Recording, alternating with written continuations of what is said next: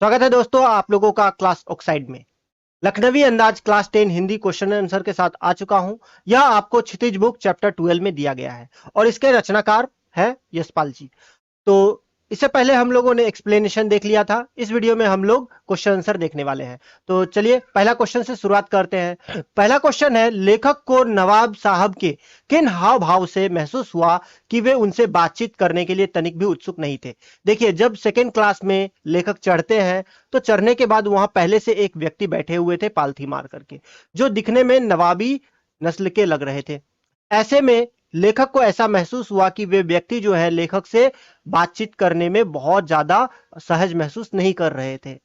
तो इस वजह से उनके हाव भाव क्या थे, तो वे लेखक से बातें नहीं कर रहे थे या बहुत ज्यादा खुश नहीं हुए लेखक को देख करके, और बातचीत करने में कोई दिलचस्पी भी नहीं दिखा रहे थे और लगातार वे खिड़की से बाहर की तरफ देख रहे थे। तो ये सभी देख करके लेखक को ऐसा महसूस हुआ कि वे व्यक्ति जो है उससे तनिक भी उत्सुक नहीं है बातचीत करने के लिए।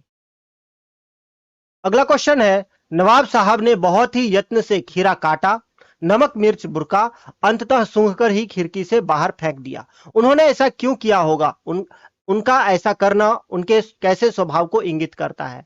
देखिए, जब नवाब साहब क्या किए, खीरा को अच्छे से काटते हैं मिर्च लगा करके और सूंघ करके उसको खिड़की से फेंक देते हैं। ये देख करके लेखक जो है वो बहुत आश्चर्यचकित हो जाते हैं।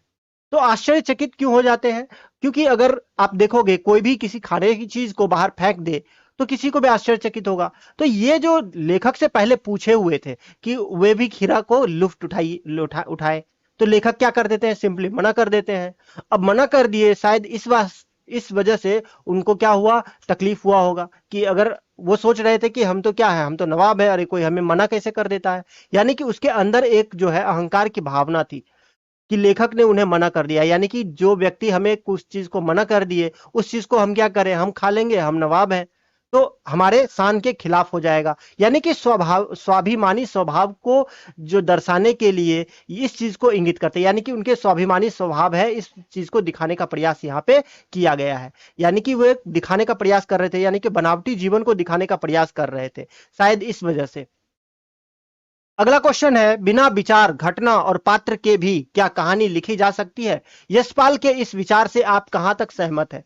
देखिए, इस कहानी के माध्यम से अगर हम लोग कहानी पढ़ते हैं तो देखते हैं यशपाल ने सिंपली जो विचार दिखाए हैं वो बहुत ही सिद्ध होते हैं। यानी कि हो सकता है कि कोई घटना हमारे साथ, कभी कभी स्थिति ऐसी बन जाती है, अगर हम सफर कर रहे हैं या कोई जगह हम जा रहे हैं, तो ऐसे में क्या होता है कि कोई स्थिति ऐसी बन जाती है कि हम बिना पात्र के, बिना सोचे समझे भी एक कहानी का रूप हो जाता है। कोई घटना घट गई, अब वो घटना जो है स्वतः ही एक कहानी का रूप बन जाती है।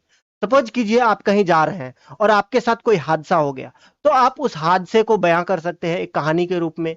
तो यहां लेखक के साथ भी जो घटना घटी, यानी कि बहुत बड़ी घटना नहीं थी, साधारण सी घटना थी। साधारण से वो ट्रेन में गए और जाने के बाद जाकर के वहां जो नवाबी नस्ल के व्यक्ति जो उन्हें मिले, उनकी जो विचारधारा है उन्हें दिखाने का प्रयास किए। यानी कि किसी भी छोटी चीज को हम लोग समाज को दिखा सकते हैं, उस पर व्यंग कर सकते हैं। यानी कि बना यहाँ पे क्या दिखाया गया है, तो बनावटी जीवन शैली को यहाँ पे जो लोगों द्वारा दिखाया जाता है, यानी कि जो होते नहीं है वो भी वो अभिमान से उसको मानते रहते हैं। यानी कि रूढ़ियों को दिखाने का प्रयास किया गया, पाखंड को दिखाने का प्रयास किया है कि किस तरह से लोग जो है अपने बनावटी जीवन में जी रहे हैं, इसे दिखाने का प्रयास किया गया। तो ये देख करके हम क्या कर सोचते हैं, तो इससे यशपाल जी से, यानी कि लेखक से, हम लोग पूर्णतः सहमत हैं कि बिना किसी पात्र के, घटना के भी स्टोरी जो है वो क्रिएट की जा सकती है, कोई रचना लिखी जा सकती है। अगला क्वेश्चन है, नवाब साहब द्वारा खीरा खाने की तैयारी करने का एक चित्र प्रस्तुत किया गया है, इस पूरी प्रक्रिया को अपने शब्दों में व्यक्त कीजिए। देखिए, जब क्या हुआ, नवाब साहब क्या करते हैं, तौलिए को अच्छे से झाड़ करके सामने बिछा करके वो खीरे को क्या करते हैं, तो अच्छे से सजा देते हैं। उसे धो करके खीरे को अच्छी तरह से काटते हैं। काटने के बाद जाकर के क्या करते हैं, उस पर अच्छी तरह से नमक और मिर्च जो है ऊपर से छिड़कते हैं। नमक मिर्च छिड़कने के बाद जाकर के वे अब क्या करेंगे, लेखक को ऑफर करते हैं, यानी कि ऑफर करते हैं खाने के लिए। तो ये सभी पूरी प्रक्रिया क्या है, तो नवाब साहब के द्वारा अपनाया जाता है खीरा को तैयार करने के लिए, खाने के लिए तैयार करने में। अगला क्वेश्चन देख लेते हैं। अगला क्वेश्चन है, किन किन चीजों का रसास्वादन करने के लिए आप किस प्रकार की तैयारी करते हैं? देखिए, आप बहुत चीजें डेली लाइफ में बहुत चीजें खाते होंगे, फास्ट फूड हो या कोई वेजिटेबल्स खाने वाला वेजिटेबल्स हो, खीरा हो गया, फ्रूट्स हो गया, बहुत कुछ आप खाते हैं दिन में। तो ऐसे में उसके खाने को किस तरह से तैयार खाने के से पहले जो आप उसे तैयार करते हैं, यानी कि सैलेड खाते हैं तो उसके लिए किस तरह से तैयार करते हैं, या कुछ भी और खाते हैं तो उसको तैयार करते हैं। तो वो जो तैयार करने की जो प्रक्रिया है, किस तरह तैयार करते हैं? सपोज कीजिए आप सलाद खाते हैं, उसके उसे क्या करेंगे, अच्छे से पहले उसे काटेंगे, धो करके काटेंगे, धो के काटने के बाद जाकर के उसपे जो नमक हो या जो भी मसाला हो, चाट मसाला हो, आप देंगे, उसके बाद आप खाएंगे। तो उसी तरह से उस हर एक चीज को बनाने की एक प्रक्रिया होती है, उसे आप यहाँ पे दिखा सकते हैं। अगला क्वेश्चन है, खीरे के संबंध में नवाब साहब के व्यवहार को उनकी सनक कहा जा सकता है। आपने नवाबों की और भी सनकों और शौक के बारे में पढ़ा सुना होगा, किसी एक के बारे में लिखिए। देखिए, ये डिपेंड करता है कि आपने कौन सा किसी को देखे होंगे, यानी कोई बनावटी जीवन को देखे होंगे तो उसका आप वर्णन कर सकते हैं। जैसे कि बहुत लोग क्या होते हैं तो उनको अपनी चीजें दिखाने में बहुत ज्यादा आनंद आता है, यानी कि अपना बनावटी जीवन को दिखाने में आनंद आता है। कोई वस्तु दिखाएंगे, कोई अपने कपड़े दिखाएंगे, ये सभी चीजें दिखाने का उसके अपना अपना शौक होता है। तो उसी चीज को आप यहाँ पे दिखा सकते हैं। लेकिन ये जो चीजें हैं, जो शौक है, क्या ये समाज के लिए अच्छा है? तो नहीं। वो ऐसे चीजें, ऐसे व्यक्ति क्या दिखाते हैं, उनकी जो भावनाएं हैं, उनके जो सोच है, वो समाज के लिए सही नहीं है, गरीबों के लिए सही नहीं है। तो गरीबों के लिए शोषण का काम करते हैं। इस तरह से सोच जो है वो समाज के कल्याण के लिए नहीं हो सकता है, मानव कल्याण के लिए नहीं हो सकता है। तो ये चीज, इसके बारे में एक आप भी अपना सोच लिख सकते हैं अलग से। अगला क्वेश्चन है, क्या सनक का कोई सकारात्मक रूप हो सकता है? यदि हाँ, तो ऐसी सनकों का उल्लेख कीजिए। अभी पिछले क्वेश्चन में भी हम लोग देख लिए थे कि कोई एक सनक है जो समाज के लिए कल्याणकारी नहीं हो सकता है। लेकिन यहाँ पे क्वेश्चन पूछा जा रहा है कि क्या इस तरह का जो सनक है या इस तरह की जो बनावटी जीवन है या कुछ भी है, यानी कि यहाँ पे सनक होने से क्या दर्शाया गया है?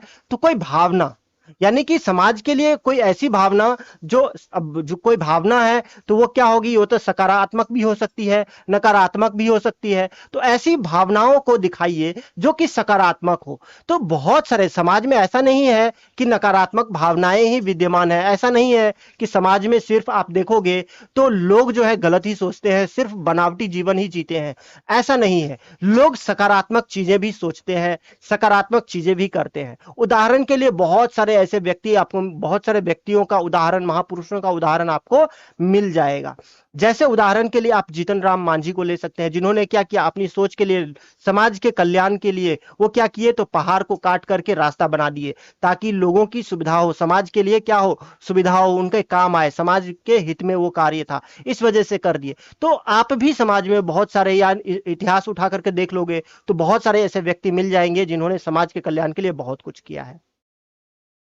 अगला क्वेश्चन देखेंगे। अगला क्वेश्चन है, लखनवी अंदाज पाठ का क्या संदेश है? इस पाठ को जब पढ़ते हैं तो पाठ को पढ़ने के बाद आप क्या समझते हो, यानी कि लेखक क्या दिखाने का प्रयास करते हैं? तो लेखक क्या विकसित समाज की ओर दिखाने का प्रयास करते हैं कि किस तरह इस विकसित समाज में आज भी बहुत सारे ऐसे व्यक्ति हैं जो क्या करते हैं, जो ऐसी मानसिकता रखते हैं जो कि बनावटी है, बनावटी जीवन शैली को दिखाने का प्रयास करते हैं। यानी कि अपनी संस्कृति सभ्यता को, लोग क्या होते हैं, बहुत ऐसे रूढ़िवादी सभ्य संस्कृति सभ्यता है, उसे ढोते हुए चले जाते हैं। तो ये दिखाने का प्रयास किया है, जबकि वो आज के समाज के लिए सही नहीं है। और आज क्या, कभी भी जो है उस समाज में कोई भी बनावटी जीवन शैली जो है, दिखावा जो है या पाखंड जो है, वो कभी भी समाज के लिए उचित नहीं था और आज ना है। तो उसे त्यागने की जरूरत है। ऐसे चीजों को जो समाज के लिए कल्याणकारी नहीं है, उसे त्यागने की बहुत ज्यादा जरूरत है। तो आई होप आप लोगों को समझ में आया होगा, और मिलते हैं अगले वीडियो में। तब तक के लिए धन्यवाद।